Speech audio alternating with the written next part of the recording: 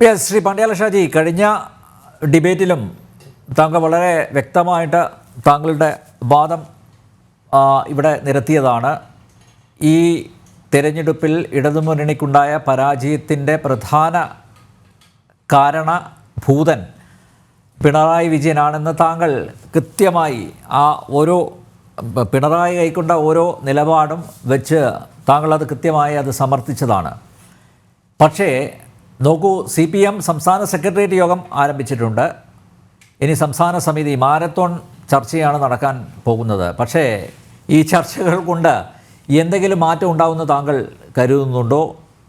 പിണറായിയെ പിടിച്ചു കെട്ടാൻ ആർക്കെങ്കിലും സാധിക്കുമോ? ഇപ്പം പരസ്യമായിട്ടുള്ള വിമർശനങ്ങളൊക്കെ വരുന്നുണ്ട്. തോമസ് ഐസക്ക, ജി സുധാകരനൊക്കെ പറയുന്നുണ്ട്. പക്ഷേ അത് പിണറായി ഒരു ചെവി കേട്ടിട്ട് മറ്റേ ചെവിയിലൂടെ പുറത്ത് വിടും എന്നല്ലാതെ അദ്ദേഹം തെറ്റുതിരുത്തുമോ? ശൈലി മാറ്റം അദ്ദേഹത്തിൽ നിന്ന് പ്രതീക്ഷിക്കാമോ?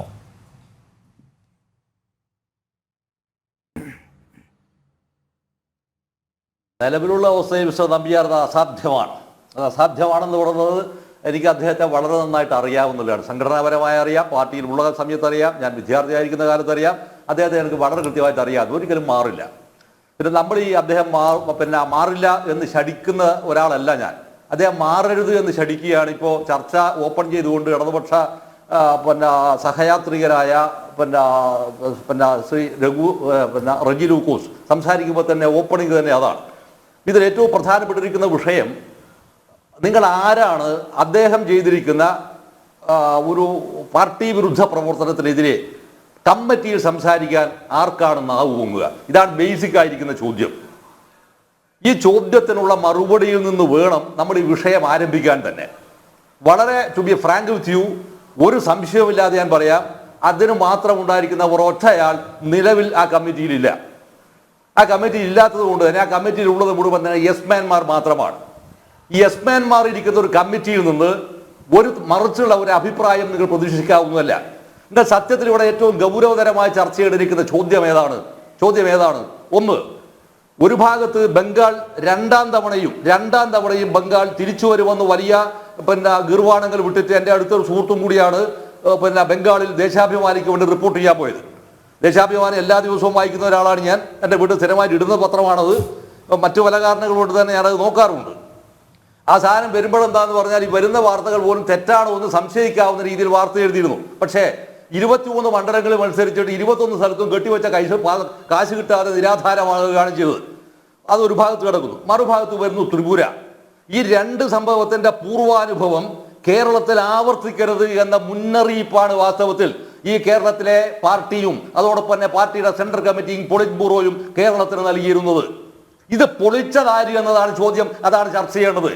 മറ്റല്ലാതെ നമ്മളെന്താ പറഞ്ഞാൽ മിസ്റ്റർ വിജയൻ മാറുമോ, അതല്ല മാറാതിരിക്കുമോ, അയാളെ മാറ്റാൻ കഴിയുമോ? 60 വർഷക്കാലത്തെ സമ്പന്നമായ പാരമ്പര്യം, എന്ത് സമ്പന്നമായ പാരമ്പര്യം, ഇവിടുത്തെ സമ്പന്നമായ പാരമ്പര്യം. ഞാൻ വളരെ ടു ബി ഫ്രാങ്ക് വിത്ത് ഞാൻ ക്വസ്റ്റ്യൻ ചോദിക്കട്ടെ, ഈ കേരളത്തിനകത്ത് അദ്ദേഹം പാർട്ടി ലീഡർഷിപ്പിൽ വന്നതിൽ പിന്നീട് ഒരു കേഡറെ ഉണ്ടാക്കിയെന്ന് ഇദ്ദേഹം എന്നോട് പറഞ്ഞാൽ ഇദ്ദേഹം പറഞ്ഞ പണി ഞാൻ എടുക്കും. ഒരു കേഡറെ throughout Kerala, either in SFI or in DYFI or in Mahila federation or in party, ഒരു കേഡറെ ഉണ്ടാക്കിയിട്ടുണ്ട്. ആരെ? യെസ്മാൻമാരുടെ പ്രവാഹം ഉണ്ടാക്കിയിട്ടുണ്ട്. ഈ യെസ്മാൻമാരുടെ പ്രവാഹം ഉണ്ടാക്കിയാൽ അർത്ഥം എന്താണെന്നറിയോ? പാർട്ടിക്കകത്ത് തിരുത്തലുകൾ ഉണ്ടാവില്ല, പാർട്ടി ചോദ്യം ചെയ്യുകയുമില്ല. എന്തിനാണ് മിസ്റ്റർ റജി ലൂക്കോസ് ഓർമ്മിക്കുക? എങ്ങനെ നല്ല കമ്മ്യൂണിസ്റ്റ് ആവണമെന്ന് ഓർത്താൽ യൂഷിയുടെ പുസ്തകം നമ്മൾ വായിക്കുന്നത് എന്തിനാണ് വായിക്കുന്നത്? അത് വായിക്കുന്നത് എങ്ങനെ നല്ല കമ്മ്യൂണിസ്റ്റ് ആവണമെന്ന് അറിയാനാണ്. അതിന് പകരം ചെയ്തത് എന്താണ്? എങ്ങനെ ഏറ്റവും കമ്മ്യൂണിസ്റ്റ് വിരുദ്ധരാവണമെന്നാണ്. ഈ കേരളത്തിൽ ത്രൂ ഔട്ട് കേരളത്തിനകത്ത് 25 വർഷക്കാലം പാർട്ടി സെക്രട്ടറി ആയിട്ടും 15 വർഷക്കാലം പാർട്ടി സെക്രട്ടറി ആയിട്ടും 10 വർഷക്കാലം കേരളത്തിലെ മുഖ്യമന്ത്രിയായിട്ടും ഇയാൾ പഠിപ്പിച്ചു വെച്ചതാണ്. അല്ലാത്തൊരു കേഡറെ നിങ്ങൾ കാണിച്ചതാ?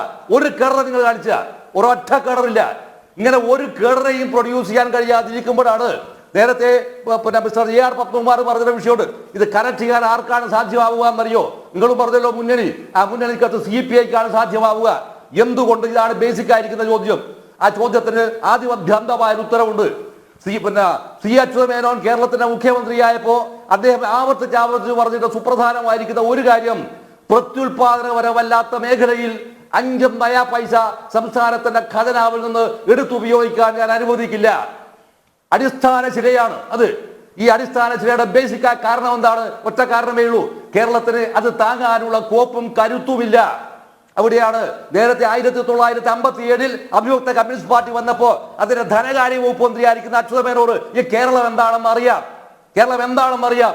ഈ അറിയാവുന്ന പൂർവാനുഭവത്തിന്റെ വെളിച്ചത്തിൽ നിന്നുകൊണ്ടാണ് 5 നയാ പൈസ പ്രത്യുൽപാദനപരമല്ലാത്ത മേഖലയിൽ പണം ചെലവഴിക്കാൻ ഞാൻ സമ്മതിക്കില്ല. അത് പറഞ്ഞപ്പോ ഇദ്ദേഹത്തെ എന്താ വിളിച്ചത്? ചേലാട്ടച്യുത മേനോനെ ജയിലില്ലാപ്പണി ചെയ്താൽ ചേലാട്ടേക്ക് മടങ്ങില്ല.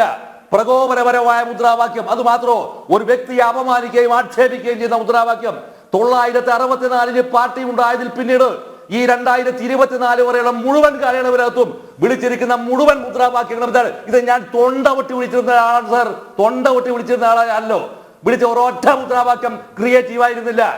നോൺ ക്രിയേറ്റീവ് ആയിരിക്കുന്ന മുദ്രാവാക്യം വിളിച്ചതിന്റെ ഫലം എന്താണെന്ന് അറിയോ? SFIക്കകത്തും DYFIക്കകത്തും നിങ്ങൾ കോൺട്രിബ്യൂട്ട് ചെയ്തത് ആരെയാ? ഒരു ആർഷോവിനെ അല്ലേ? മറുഭാഗത്ത് വരുന്ന DYFIക്ക് ഒരു വസീഫിനെ അല്ലേ? വേറൊരുഭാഗത്ത് വരുന്ന അഖിലേന്ത്യാ തലത്തിൽ ഒരു റഹീമിനെ. ഇവരുടെ കോൺട്രിബ്യൂഷൻ എന്താണ്? സംഭാവന എന്താണ് ഈ കേരളത്തിനകത്ത്? ഇതുപോലെ അവസ്ഥ ഉണ്ടായിക്കഴിഞ്ഞാൽ പാർട്ടിക്കകത്ത് തിരുത്തുക അസാധ്യമാണ്. ഒന്ന്, ഇനി എന്താണ് ഇതിന് പ്രായോഗികമായിട്ടുള്ള മാർഗം? ഒറ്റ മാർഗമേ ഉള്ളൂ. ആ മാർഗം പാർട്ടിക്ക് അകത്ത് നിന്നുകൊണ്ട് ഇയാളും ഇയാളുടെ കുടുംബത്തിനുമെതിരായിട്ടുള്ള വിമർശനങ്ങൾ ഉയരണം. എന്തുകൊണ്ട്? രണ്ടാമത്തെ വിഷയം ഞാൻ പറയുകയാണ്. ഈ കേരളത്തിനകത്ത് ഏറ്റവും കൂടുതൽ വിവാദം ഉണ്ടായിരിക്കുന്ന കുടുംബാണെന്ന് വാസ്തവത്തിൽ ഈ പറയുന്ന മുഖ്യമന്ത്രിയുടെ കുടുംബം എന്ന് പറയുന്നത്, ഈ കുടുംബത്തിൽ ആലപ്പുഴയിലെ കരിമണൽ ഖനനം അത് മാത്രം നമ്മൾ എടുക്കുക. ആലപ്പുഴയിലെ കരിമണൽ ഖനനം എടുത്തപ്പോ പാർട്ടി അതിനെ ഡിഫെൻഡ് ചെയ്തു, അത്യപൂർവമാമിതം ഡിഫെൻഡ് ചെയ്തു. ഈ ഡിഫൻസിന്റെ ഇതെല്ലാം വരുന്ന ഘട്ടത്തിൽ പോലും സിമ്പിൾ ആയിരിക്കുന്ന ഒരു ക്വസ്റ്റ്യൻ ഞാൻ ഈ മിസ്റ്റർ റെജി ലൂക്കോസോട് ഞാൻ ചോദിക്കുകയാണ്. ഈ കരിമണൽ കടത്താനുള്ള അനുവാദം വ്യക്തി എന്ന നിലയിൽ കർത്തക കൊടുക്കുമ്പോ എന്തുകൊണ്ടാണ് അത് ആടെ ഉണ്ടാക്കുന്ന പഞ്ചായത്തിന് കൊടുക്കാതിരുന്നുള്ള ബേസിക് ആയ ക്വസ്റ്റ്യൻ ഉണ്ട്. ഈ ചോദ്യത്തിന് മറുപടി പറയണ്ടേ? എന്തുകൊണ്ട് പഞ്ചായത്തിന് കൊടുത്തില്ല? അത് തുരന്നെടുക്കാനുള്ള പ്രവർത്തനാനുമതി പഞ്ചായത്തിന് എന്തുകൊണ്ട് കൊടുത്തില്ല? പകരം കൊടുത്തു വ്യക്തിക്ക്. ഫലം എന്താണ്? നാറുന്ന അഴിമതിയുടെ കഥകളാണ് അതിനകത്ത് വന്നത് അല്ലേ? നിഷേധിക്കുമോ നിങ്ങൾ? ഇവിടെയാണ് ഒരു 5 നയാ പൈസ പ്രത്യുൽപാദനപരമല്ലാത്ത മേഖലയിൽ ചിലവഴിക്കാൻ പാടില്ല എന്ന് പറഞ്ഞെടുത്ത് ഇവിടെ വന്നത് മുഴുവൻ തന്നെ പ്രത്യുൽപാദനപരമല്ലാത്ത മേഖലയിൽ പണം കൂടെ ഇടിച്ചു തള്ളിയപ്പോ അതിനകത്ത് മുഴുവൻ തന്നെ കമ്മീഷനുടെ പ്രളയങ്ങളായിരുന്നു. ഈ പ്രളയങ്ങൾ നിർബാധമെന്നോടമാകിയപ്പോ AKG സെന്ററിലേക്ക് 10 പൈസ എത്തി എന്നുള്ള ഒരു അഭിപ്രായവും എനിക്കില്ല. പാർട്ടിക്ക് എത്തി എന്നുള്ള അഭിപ്രായവും എനിക്കില്ല. അത് മുഴുവൻ ചെന്നെത്തിയത് ഇദ്ദേഹത്തിന്റെ പോക്കറ്റിലായിരുന്നു, അല്ലെങ്കിൽ ഇദ്ദേഹത്തിന്റെ കുടുംബത്തിൻ്റെതായിരുന്നു എന്ന ഗുരുതരമായ ആരോപണങ്ങളാണ് വന്നത്. രണ്ടാമത്തെ വിഷയം വരുന്നത് എവിടെയാ? ലോക കേരള സഭയുടെ ഭാഗമായിട്ട് ഇപ്പൊ പ്രസിദ്ധം ചെയ്തിരിക്കുന്ന ഒരു കണക്കുണ്ടല്ലോ. 37,000 ചില്ലുവാനും കോടി രൂപയാണ് സംസ്ഥാനത്തിലെ വീടുകളിലേക്ക് എത്തിച്ചേർന്നിരിക്കുന്ന തുക. ഗൾഫിൽ നിന്ന് 43,000 പരം കോടി രൂപ പുറത്തേക്ക് പോയിരിക്കുന്നു. ഏതാണ് ഈ 43,000 കോടി രൂപ? എങ്ങനെയാണ് വന്നതിനേക്കാൾ കൂടുതൽ പണം പുറത്തേക്ക് പോയത് എന്ന ബേസിക് ആയിരിക്കുന്ന ചോദ്യമുണ്ട്.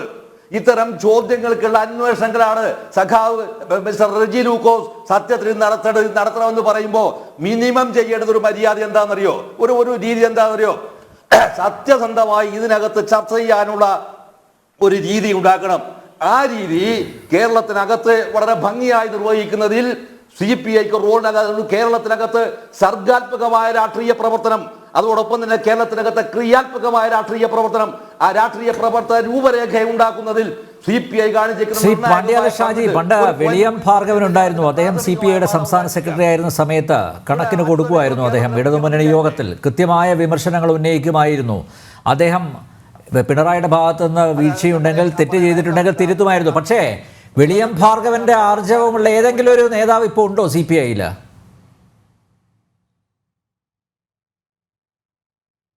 ഇല്ല. I am coming to the point. ഇവിടെ വരുന്ന ഒരു വളരെ സുപ്രധാനമായിരിക്കുന്ന പ്രശ്നം എന്താണെന്ന് പറഞ്ഞാൽ CPI ഈ വിഷയത്തെ തരുമ്പോൾ CPI സാധാരണ കാണിക്കുന്ന ഒരു സംഭവമുണ്ട്. CPI എപ്പോഴും മുന്നണിക്കകത്ത് റെഡ് സിഗ്നൽ കാണിക്കും. മുന്നണിക്കകത്ത് റെഡ് സിഗ്നൽ. ആ റെഡ് സിഗ്നൽ കാണിച്ചാൽ തീവണ്ടി നിർത്തണമല്ലോ. എന്തും നിർത്തണമല്ലോ റെഡ് സിഗ്നൽ കാണിച്ചാൽ. ഇത് നിർത്താൻ മാത്രം പറയാനുള്ള ഒരു പൊളിറ്റിക്കൽ ഫോഴ്സ്, ഒരു രാഷ്ട്രീയ നേതൃത്വം CPIക്ക് കൈമോശം വന്നിരിക്കുന്നു. പ്രത്യേകിച്ചും ആരുടെ മരണത്തിന് ശേഷം CK ചന്ദ്രപ്പൻ സഖാവിന്റെ മരണത്തിന് ശേഷം